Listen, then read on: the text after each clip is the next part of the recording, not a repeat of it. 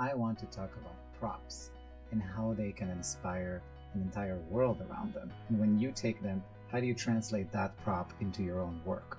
So basically, I gave myself a challenge. I took 3 props and I saw how I can connect them to my own aesthetics and my own rules and my own artistic expression, and what kind of images I can create with them. So the first one was this golden leaf tablecloth. It goes under a tablecloth because I got it on Amazon, and it has this like wire inside so you can bend it and do all these shapes with it.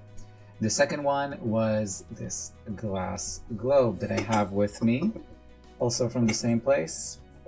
Pretty simple. I think this was like about $15.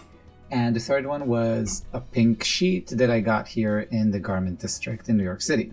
Once you have a prop, you go back into asking these basic questions of what are you going to do with it? Or did it already inspire something? And then you can take that and turn into your vision. But I like to see it as kind of connecting to your artist statement. If you have it written down, that's the best.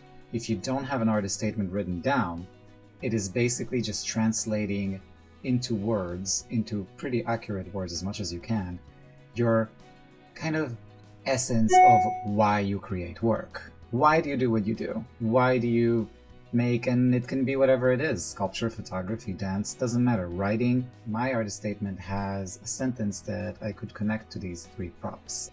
The sentence goes as follows.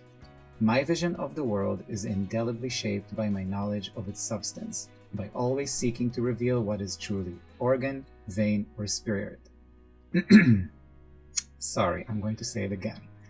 My vision of the world is indelibly shaped by my knowledge of its substance, by always seeking to reveal what truly is organ, vein, or spirit. I am able to craft the layers of what's visible to reveal ever deeper truth. So there is darkness, there is light, there is something that I can relate to when I'm creating with these 3 props. So after answering the why, it's time to answer the how. How are you going to make this? What kind of techniques do you want to use to make it?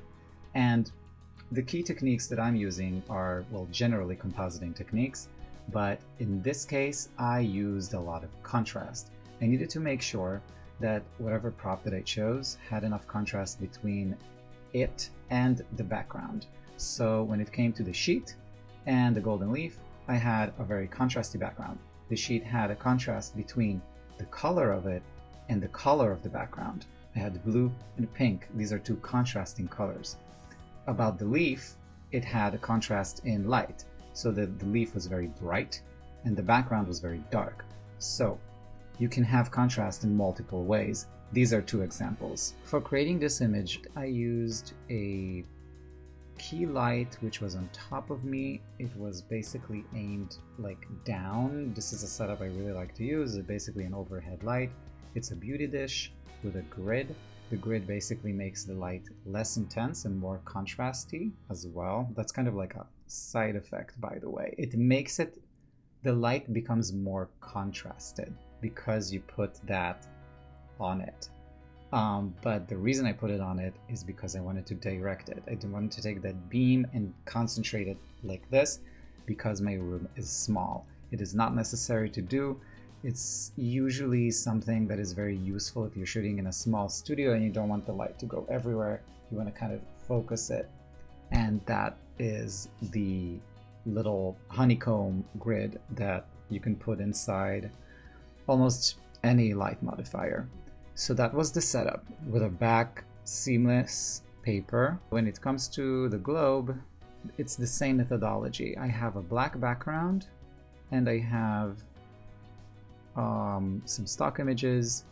I actually used a lot of stock images for this one, and everything is basically built on the body because this is just a shot. They are stretched. I stretched the photo itself and then I added everything on top.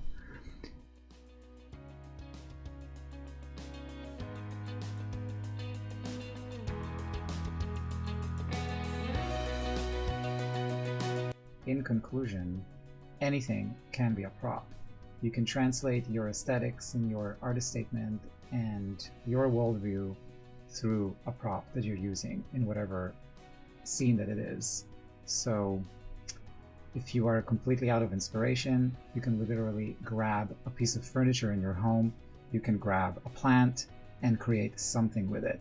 It is always interesting. As you see, these props that I use are super simple, and you can make an entire world around each and every one of them.